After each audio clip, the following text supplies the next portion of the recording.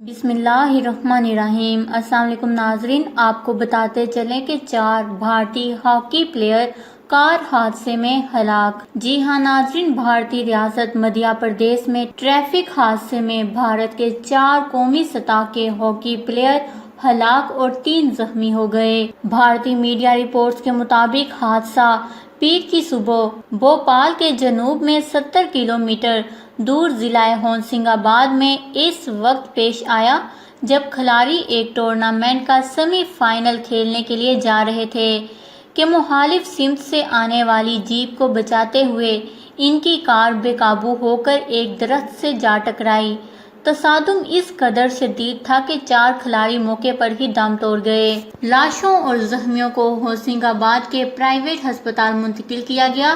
ہلاک ہونے والے کھلاڑی ہاکی اکیڈمی کے ٹرینی تھے اور نیشنل ٹورنامنٹ میں اکیڈمی کی نمائندگی کر چکے تھے۔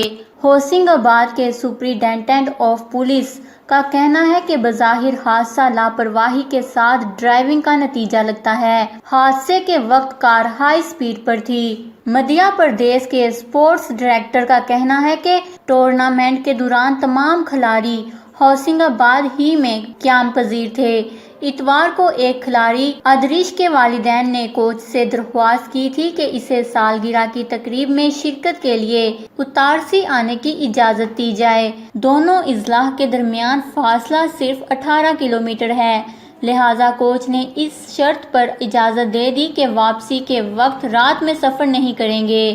تاہم حادثہ دن کے وقت پیش آیا۔ حادثے کے بعد ٹورنامنٹ کا سیمی فائنل ملتوی کر دیا گیا ہے۔